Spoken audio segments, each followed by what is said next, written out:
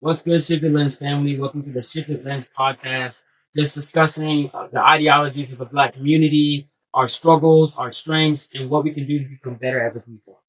And in this episode, we have some new faces. I'm going to start with this one over here. Hi, my name's Lee. Yeah. I mean, last pension. Oh, I'm a freshman. Nathan? Oh, I'm about Kenny. Cool, cool. That's my sister, guys. Yes, yeah.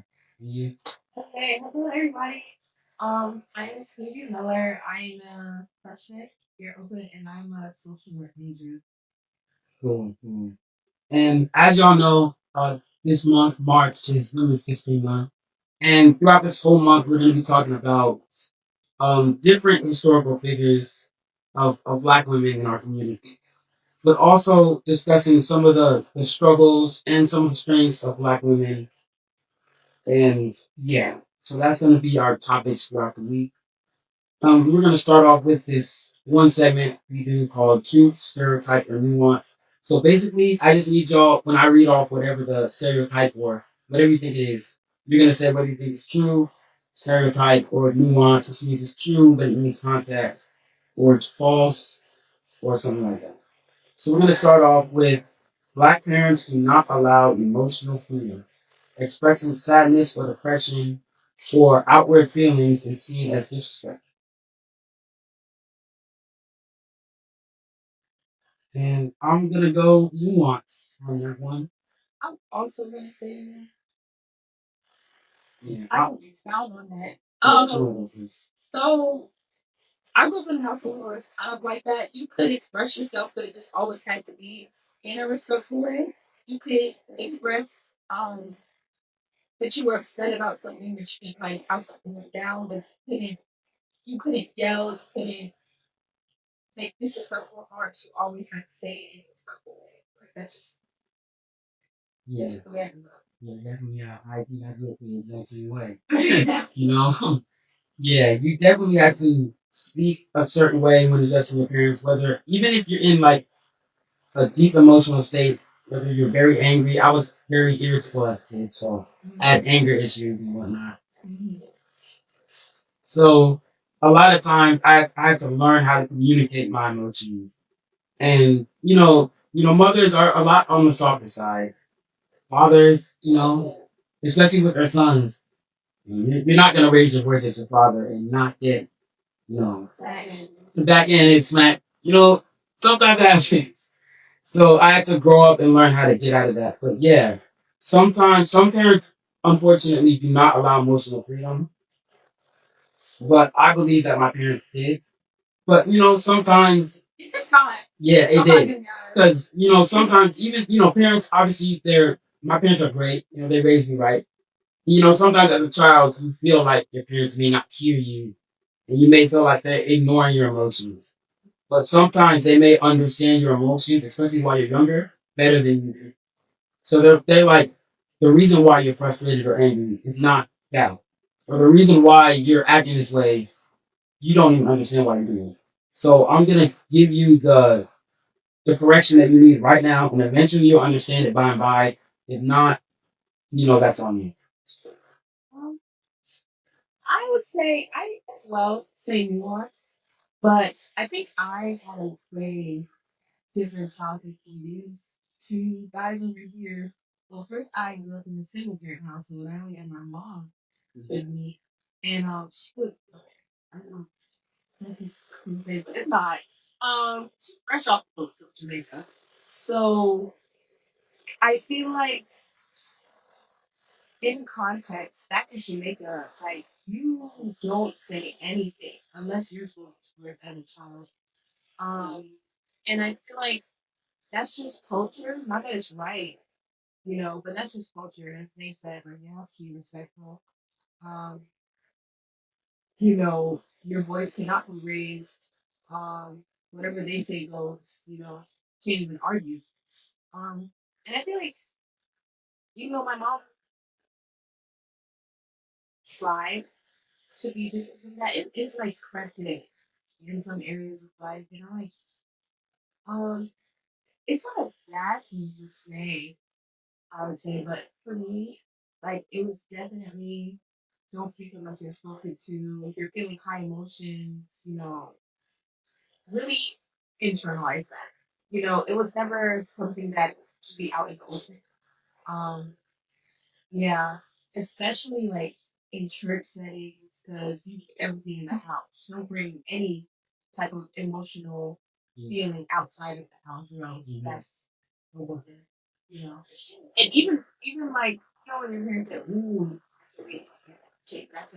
Yeah, and just anticipation.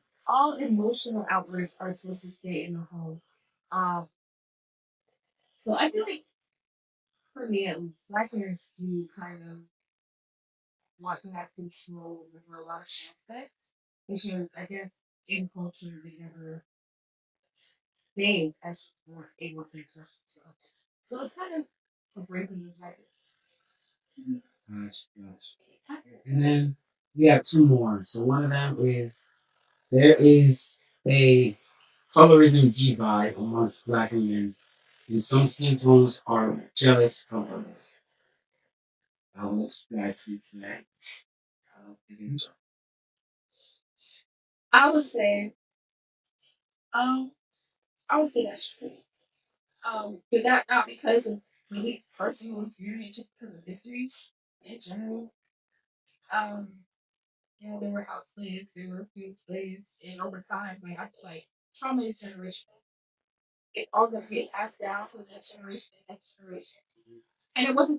Uh, So obviously that stuff is still prominent in our community in our everyday lives, and I really do feel like we should try harder to beat that what was like pressed upon us in that way because it affected the way I grew up. It affected the way some of my closest friends grew up, like how I was treated growing up, and I was just like as a young person that could have really like stunted my growth in a lot of ways.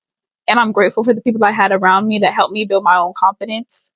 Um, and to just help me like just feel better about myself, feel beautiful in my own skin.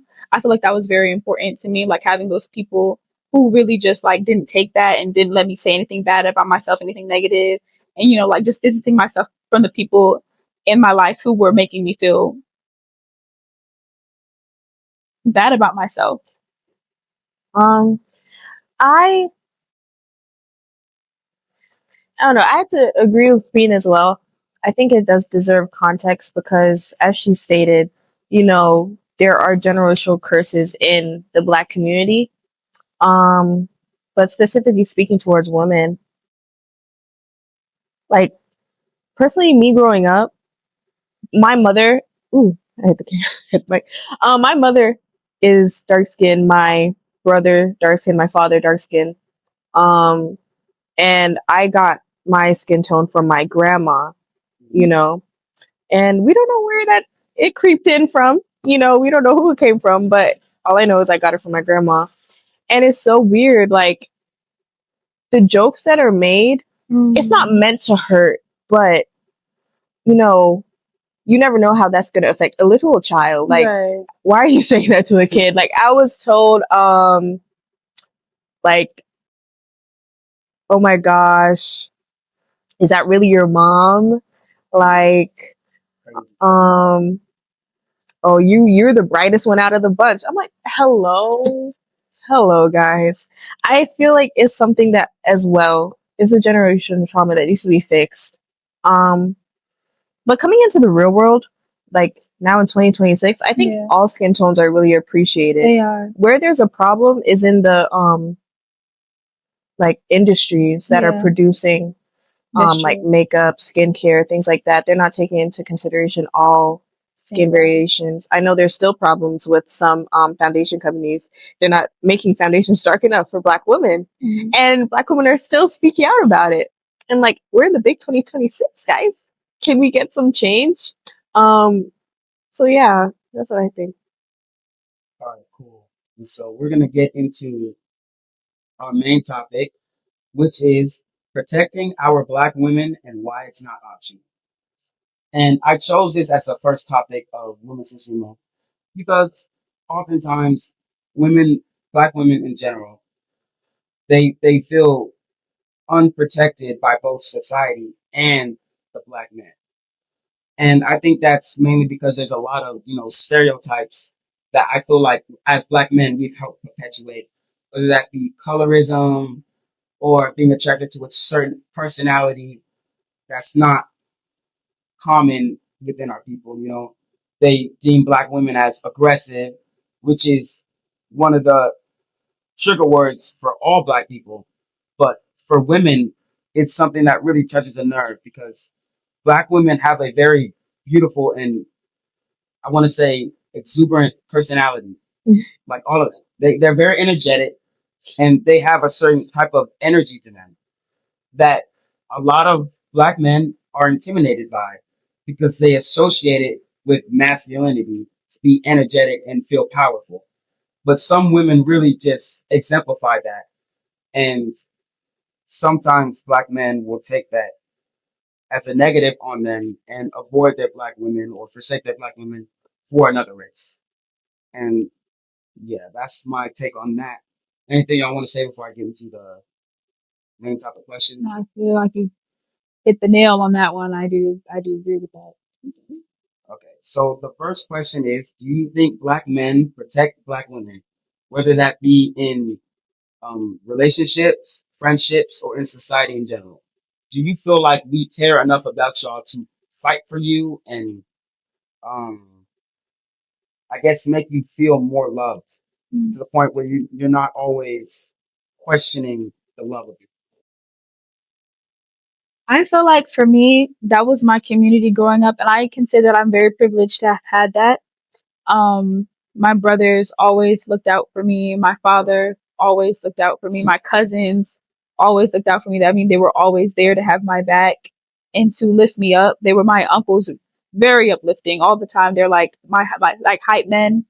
Um, and they were just, I guess, I can see it outside of the circle that was built around me. I guess to protect me, I can see that black women have black men have forsaken black women and perpetuated like stereotypes upon them. But like for me, in the circle that I grew up in, the family that I grew up in, it wasn't allowed. And I can feel very, very appreciative of that. Like it wasn't allowed near me. Only time I ever experienced it was when I was outside of those spaces where my family was present. Like when I went to school out of state or when I which might have been somewhere by myself, like the mall. Like it's the only time I really experienced it. But I'm grateful to have had that support system to fall back on, so that nobody could tell me who I was or change or try to change who I was or change my mindset about who I was or dim my confidence because I already had that back home. So I'm grateful for that. Mm. Your question was, do you think black men have? Protect the black women and like you feel like in relationships between black men and black women, do you feel like we care about you? Do we protect you? Do we treat you right? Do we protect you from the stereotypes of society? Do you feel like our love I feels like a protection? I also feel like it's a question based off of how that person was raised. It's a very broad question because depending on the household that an individual grew up can very much change how they treat other people. Right. Um, I know that my brothers, my cousins grew up by people that were married to black women for a long time. They were um, in two parent households. They were taught how to treat women, especially black women, because that's who they grew up around. So I feel like because of that, I would say it's a what did you say, nuance? So it's really either or. I really feel like it depends. um speaking from someone who didn't have like a father figure in the household. I just had my older brother, and he was off doing what he was doing. Um,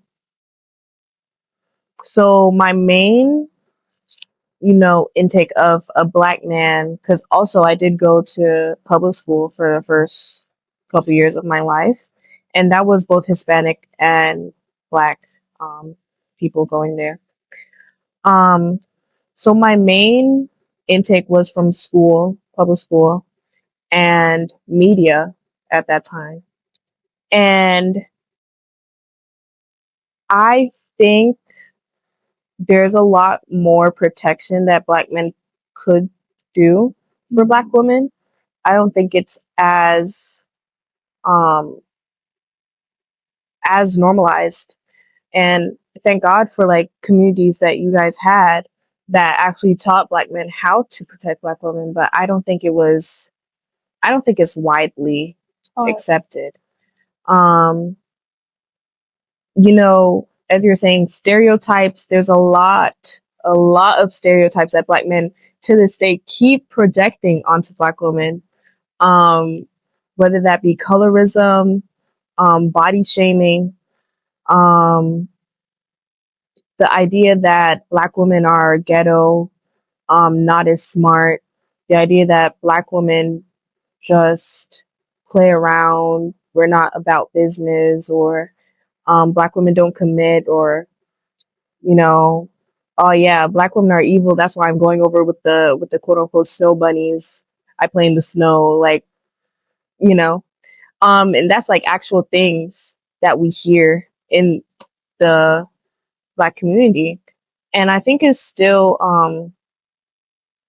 definitely like damaging to unity, because if outside races are seeing how Black men are trashing on Black women, and Black women in turn do a little bit of trashing on Black men, just because we're not um we're not unified as much anymore.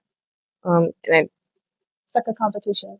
it's like a competition to see who's better, to see who can prove each other wrong. Or who needs who more? Like we don't need each other equally.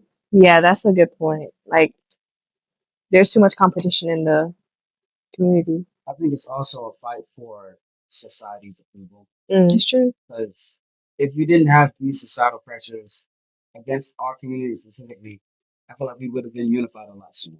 Mm. It's like you're seeing your people, you're like, yeah, our people are cool or whatever, but in order to reach a certain status in society, I have to date a certain type of woman, I have to look a certain type of way, I have to act a certain type of way. Mm. And if my woman doesn't suit that to a T, I'm not looking for that and I don't care about them at all. And And all that should be those, the case. sorry to cut you off. But all those societal pressures that he just mentioned were placed on us by people who weren't even the same race as us. Just saying, and that alone should Yeah. debunk it entirely. I think That's what I'm saying. Like, who set that system up? right, because it wasn't us. Definitely. And then, this is kind of a similar question, but do we protect their honor? Like, when someone attacks a woman in public, a Black woman specifically, do you see Black women running to their aid? And then the next part of that question is, do we defend them from disrespect and ridicule and adversity forced upon them by society? No, No. I have to say no. And I'm pulling from what I'm seeing in the world right now. There's no protection from ridicule. A black man, in fact, like we've seen this We've seen for years. A Black man will get a Black woman pregnant and Right. dip and make a fool out of her and put it all over the internet. It's like, who have we seen that with? Sky Jackson, Cardi B, who else? Beyonce. Who got Little Mermaid? Oh, Halle It's so sick. Those are just the public ones. Those are just the true. public ones. There's so many single women who are fighting to have their dignity respected because a man did not want to step in as a father or step in and propose or get married. Like Black men, I feel like they're in a relationship with a Black man for what they can gain, and once what they can gain is once they've achieved it, they gone. dip or they leave. They leave. What you see is you don't see other black men holding him accountable for it at all. And that's why it keeps happening. Because a woman can sit there and say, hey, you did this, you did that. I feel like you should call it. I feel like you should step in. I feel like you should do that. And he won't respect her voice. But you've seen more, like if a man says, hey, bro, you were wrong, he's more likely to switch up and actually do better because he respects a man's voice more. And that's why it's so important for other men to hold other men accountable. I feel like, and it does not happen often enough at all. And it's just all over the media still. Something that's coming to my mind is Blueface Yeah. and Krishan and all the other women that he has. Like he has babies with multiple women, and now he's just gotten out of jail. He's streaming, and he's gotten another woman pregnant and has left her, or is not in a stable relationship with her. And it's sad. It's not just black men that are trashing on Krishan and this other woman who has now gotten pregnant. It's black women as well. Right. And it's so sad that nobody is holding the black man accountable for publicly shaming these women. Right. Like ridiculing on their embarrassing. name, calling them out of their God-given name. So what do you think? Yes, I mean, and no. I agree. Just the fact that, we're contributing to this idea that, single mothers or, having baby mamas, it's always shame on the woman. When, like, one lady can have one child with one guy. I mean, I can leave and she's all by herself. And that same guy can sleep with 12 other women and have 12 other baby mothers. And the women are still, blamed for everything. And of course, make good decisions. Don't date someone is not good for you and then get mad at you. There's some people who, can charm their way with women and end up, in these situations where you have 12 baby mothers. It's just crazy, but it's common. And I think there needs to be a lot more ridicule on the man's side. Because ridicule, yes, sometimes it's aggressive and sometimes I think not ridicule, but accountability. Shame, judgment. Accountability, yes. But Judgment is sometimes I a feel good like thing. at this point it needs to reach an extreme level and then drop down as far as ridicule goes. They need to feel what black women feel as far as the shame and the disrespect that they're getting for being baby mothers when they're the ones building this epidemic by sleeping with other people. Yeah. So they need to, number one, they need to feel the fact that what they're doing is problematic and perhaps just as, if not more problematic than the women's situation.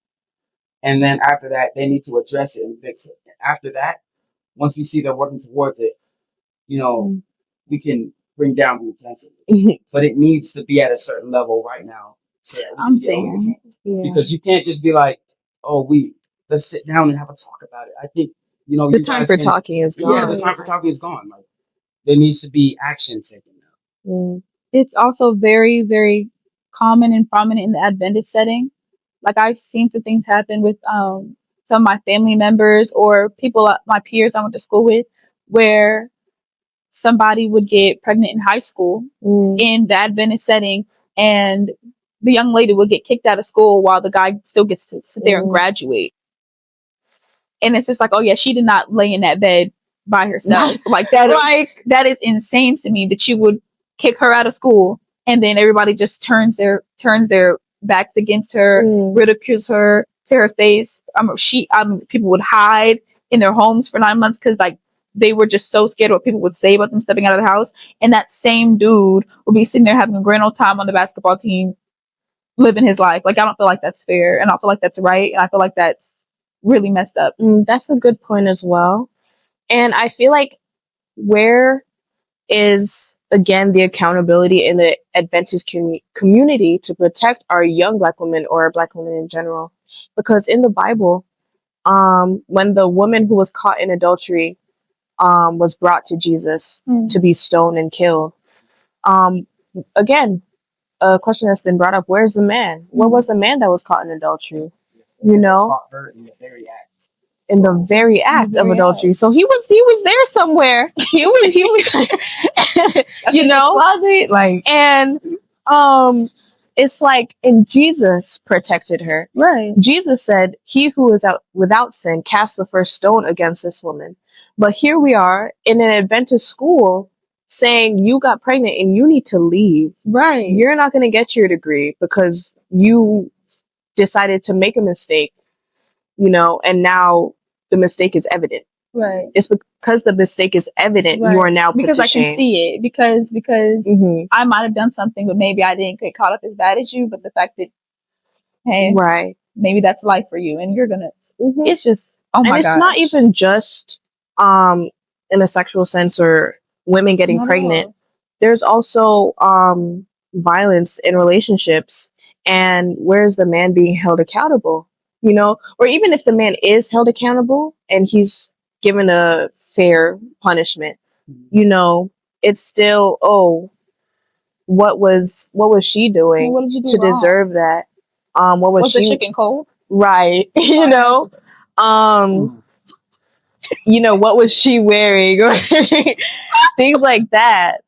You know, it's always there's always shame put back onto the woman, Right. you know, even if the man was the one perpetrating that violence against her. Yeah.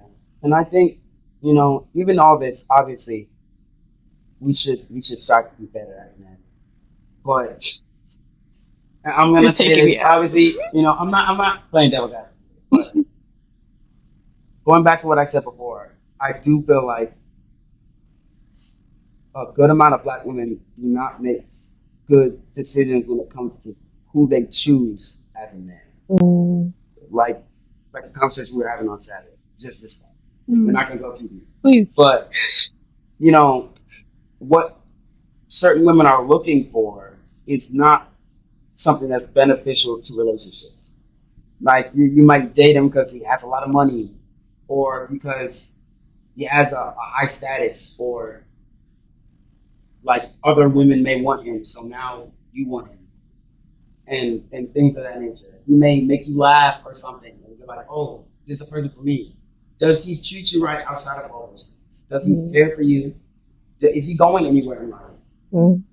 Does he love God? Does he love God? Like, there's a lot. Not even love God, because a man can love God and not follow God. Yeah. Is he obeying God? Is he obeying That's God? the thing they need. Yeah. Is he a man of God? Is he a good spiritual leader? Like, these are things that need to be factored in, and if it's not, and obviously everyone's not Adventist, but as far as the Adventist community goes, like what y'all were just saying, that's something that needs to be in you know, everybody's minds. But outside of that, you know, we don't have to just point out the fact that it's a godly trait. Like, being a good leader is a good trait in general. You become better at that with God, but being a good leader, being a good person, and treating women right, that should be automatic. It shouldn't be because you're following, oh, I don't follow God, I don't follow biblical rules. Hey, cool. You still don't got to be doing all this. But that's the bare minimum. It really is the bare minimum. To be respectful, and be a good leader, and be somebody that a woman can follow. And don't try to charm your way into a relationship. And then, you know, slack off afterwards. So yeah, that's all I got on that. Y'all got anything else? I think it's a good point to be made that women do need to be more intentional about the mate that they're choosing. But I think it all goes back to our childhood and what we were Exposed to. taking into our eyes, ears, you know, things like that. Because from what I saw on rap videos or on, I don't know, reality dating shows, it's always a baller, you know. And I feel like, you know, ballers are like women are attracted to ballers, you know. And as we took that into our system, we just grew up with that. But that doesn't mean it's right, you know. But it is a childhood thing that became identity, or it became culture. that's the man that you're supposed to be looking for, a man who makes money, a man who commands attention, or a man who is proud, confident, buff. Right. You know, he has an aura Right. around him. It's desirable. More, Yes, he's desirable. more attracted to a performance. Yes. I think it also has a lot to do, like, we just need better examples, Mhm. period.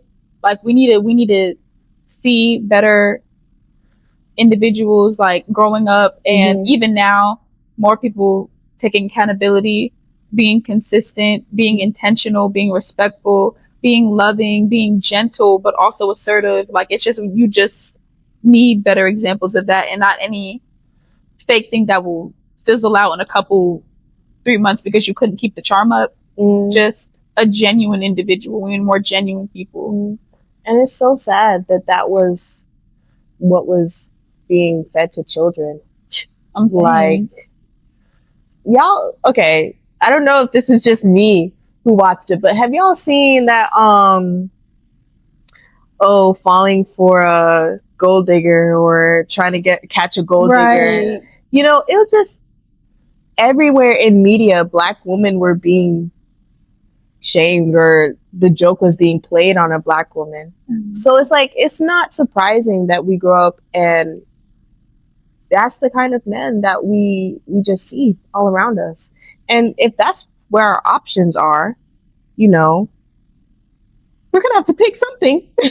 We're gonna have to take a risk and take a gamble and go for one that may look like the right one, and then They're getting flat. and then the blinds are taken off and they're, oh dang, not another one. You know? So that's So, oh, I was gonna scream it too, but I can't. that's funny. But yeah, I definitely see what you're saying. It's hard to like find somebody who's good, and your options, and the most common thing you see is just so opposite of that. And it's like, well, I'm gonna go with what Yeah, I it's have just, right here. it's back to what Queen was saying. There's no good examples now, or there's no good teachers showing who is the right man or who's the right woman to pick. Mhm. And then this is our last question. I'm pretty sure we answered it, but we can get more specific. Are there any stereotypes about Black women that Black men have noticed? That's good.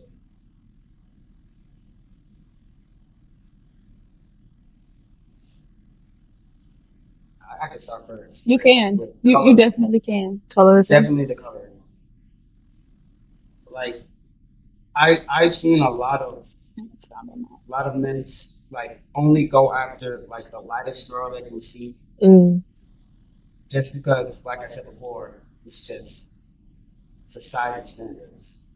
You know, the lighter you are, the more appealing you are to society, and things of that nature. They just feel like, you know, dating a darker skinned woman, it's like they feel like the darker you are, the more Masculine. aggressive or masculine they would think you are. Mm.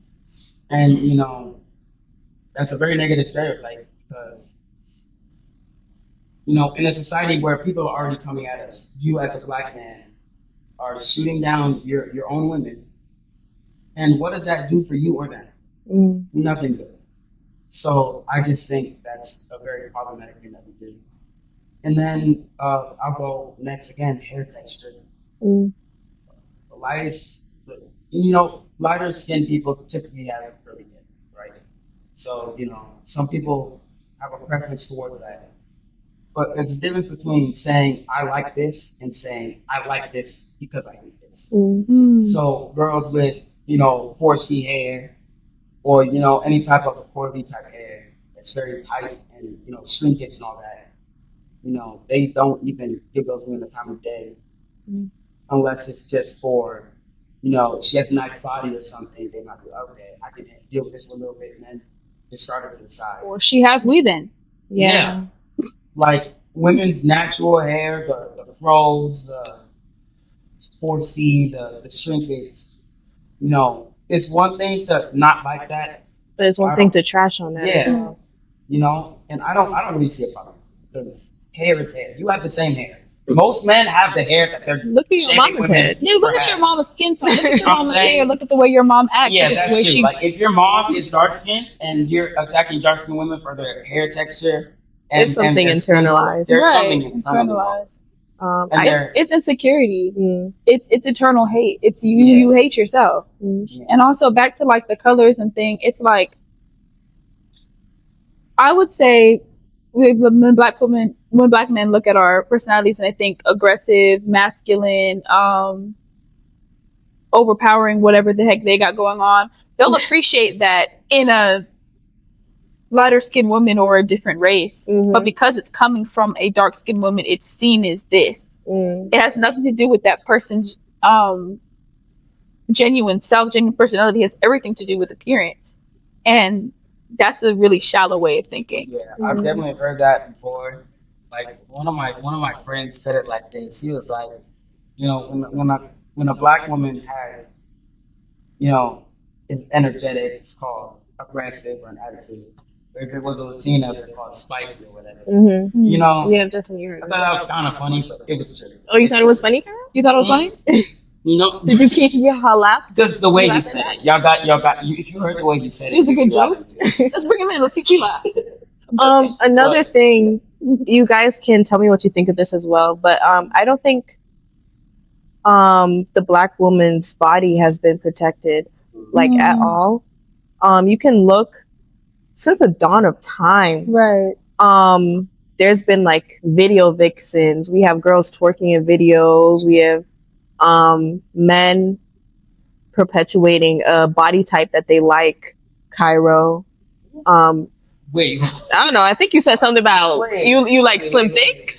Let's take Right? over. Let's take over. Let's take over. wait.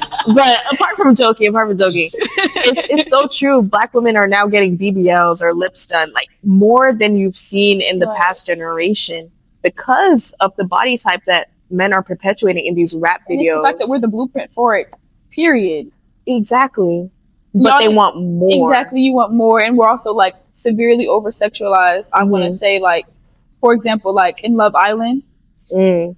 like when you see these black girls, you see Better yet, could have been love. could have been like, y'all, You have these black women fighting on cam baddies. All these Baddies, Zeus gorgeous Network, girls. Zeus Network Entertainment, needs and they to be wouldn't even taken put down. men on that show that admire or even like black women. Right. They'll figure it out on the show most of the time, Right. and then you'll see them get over sexualized. Like they'll get put into the script to be this, I don't know, video vixen just twerking everywhere. It's just like Mhm. And it's then a bad taste that stereotypes gets placed on on us. us. And I don't think they understood the power that You want to the be entertainment industry doesn't understand the power that it has or it does, and it's just trying to perpetuate that onto black women. Now we're seen as ghetto hood rat because you see us twerking on top of cars. Right.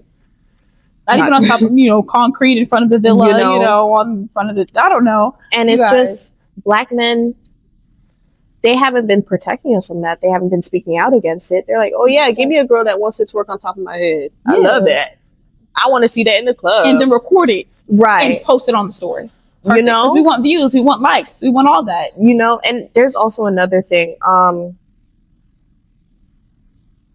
I think it shouldn't just be placed on the black men, but it's black men influence culture a lot, and I think that's another power that they don't realize that they have. Calling black women out of their names. Oh, that's my ball. Oh, that's my cheese. That's my little, That's my little fill in the blank. Nothing about the black woman is being protected, I feel, and it's because black men shape culture so much, it's just going to keep on getting worse and worse until we decide to break the cycle. Look, going back to the video things, Mm. and it's gonna sound like that was ever. There you go. But look, let's say there's a season 1 of Could Have Been Love or Love Island, Mm-hmm. and a woman sees that craziness and then goes on the show. Who's responsible in that? Well, again, Cause it's like, if you know what the show's gonna be like, you know what you're gonna have to do, you know what you're gonna go through, you know what people are gonna see you as, you know people put them on the show either because you have a certain energy about you that's gonna carry the season, or you have a certain body that the viewers are gonna like. but Black women aren't taught how to, or a lot of Black women who don't get to experience things like Oakland University, Pine Forge Academy, aren't taught to respect themselves. We're taught to chase after the bag. We're taught to get attention whatever way we can, Okay. and then we'll climb up the ladder. That's true. So we see things like Zeus Network, or other women will see things like Zeus Network and be like, oh yeah, I can definitely make a name for myself through that platform Right. because other people are. Other people are making money off of it. And if that's the only opportunity I'm given, then I might as well take advantage of it. Mm. You know? And who is behind Zeus Network? Right. A man. Men are running it. It's not us. You know what I'm saying? And even if there is a woman behind it, again, that's a problem too, because she's appropriating that. She's on top of the pyramid, Gotcha. you know? So my next question is: do y'all feel like women listen to each other when y'all hold each other accountable, things like that? Oh no. Because No. you know, It really. there's sometimes when Mercy. you know in male friend groups, Mm-hmm. at least mine, because we don't entertain craziness. all the time. Mm. But when someone in our group is doing something completely out of not just character, it's out of moral standard, we correct them immediately. Okay. So, and most of the time, this. Men usually respect what's coming out of a man's mouth. Now, women, on the other hand, and I know, like in my friend groups, like there could be a dude that's absolutely just like, this is not clearly not the best dude for me, and I'll talk to my homegirls about it. I'll talk to them. Or we'll sit there, we'll trash him, we'll be like, okay, yeah, no, you should leave him. We're like, okay, yeah, we should leave him. And he called me and pick up the phone. Hold on, because I don't know what it is, but it's a lot of the times it has to be a choice. Like for us, it has to be, we have to decide, hey, I'm not going for this anymore. I don't stand for this anymore. I don't appreciate this anymore. I don't appreciate how you treat me. I don't appreciate how you do this, how you do that. It has to come from us. Otherwise it's not going to happen, period. Like it has to be personal accountability. Like when it comes from another woman, or I'm going to say somebody who has been through the same exact situation is coming back, and like an older individual or like an older man, anything, which is why I do believe that having a male or father figure in your life is so important, because like you listen to that. If you don't see it, then it's not going to be prominent. But like still, even me, like having a male figure in my life, having a dad, having my older brothers, like it's still like, it's difficult for me to let go or to decide that, hey, this is not what I want for myself anymore. It's difficult because at the end of the day, it takes yourself. Like you have to be the one to be like, hey, I'm not going for this anymore. And as a woman, like we should listen to each other more, especially other women that have been through the same situation. And we should see that and be like, hey, I don't want that for myself. So I'm going to make the decision to remove myself from a situation where I could potentially be deserted, disrespected, or embarrassed, humiliated. I think it's multiple things. I think Black women love to learn from experience, and it's Love to struggle. it's a detriment and also the power. Yeah. a power, because we get to share our stories with other women who are going through the same thing as you said, but we just need to have that experience. We have to see it through. And we were talking about it on Sabbath. Black women are one of the most loyal people on the planet, I think. Race to their own. That's true. We'll definitely stick it out until we see, oh yeah, there's no change about to happen. But when it comes to hearing advice and hearing knowledge from other women and other older women, I think it depends on the openness of your mind as well, because you can hear advice, but have a closed mind, because of, I know this has happened to me at least. I've tried to give advice to somebody, but they're like, oh yeah, well, you're a goody two shoes, well, you went to a boarding school, but You literally they say that. It's not that I have done better for myself in life than you.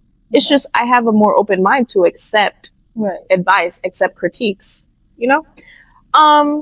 so again, I think it just depends on the situation.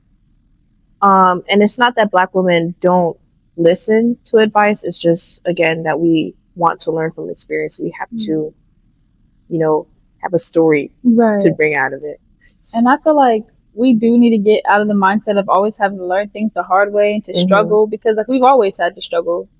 Like y'all don't want a soft life, y'all don't want just learn how to see it the first time, like see the red flag the first time and decide that, hey, that's enough for me. To just be like, hey, I'm not going for this anymore. I'm done. Yeah. That's good.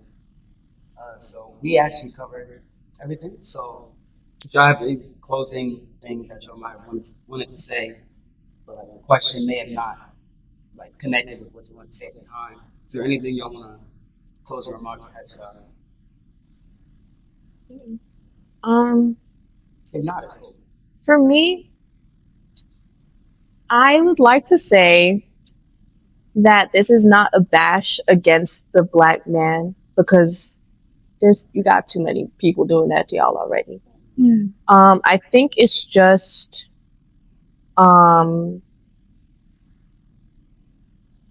I think it's hearing a perspective that you don't normally hear, and taking in what you're hearing and changing because of that. Like looking internally to see what you can change or what you can do to start protecting Black women. Like if you see one of your homeboys and they got 5, 6, 7 different women, you're like, yo, cut that out. You have to respect what God has placed in your life, because we were made from Adam's rib as a helpmate, right? We can't be the only ones helping. Right. We can't be the only ones giving. You have to pour back into Black women. You have to say that we're beautiful. You have to, accept our skin color, accept our hair and whatever type of style it may be in. It could be in a fro and it could be under a black bust down. You have to respect that. You have to acknowledge that it's no less than what another race may have or what another woman may have, So yeah, that's all I have to say. I just want to say, Black men and Black women, find yourself in better circles. Like she said, with the whole homeboy thing, hey, you got to cut that out. It's like, if you genuinely are trying to do better and be a better person, do you think hanging around individuals who ain't doing right is going to somehow help you to do right?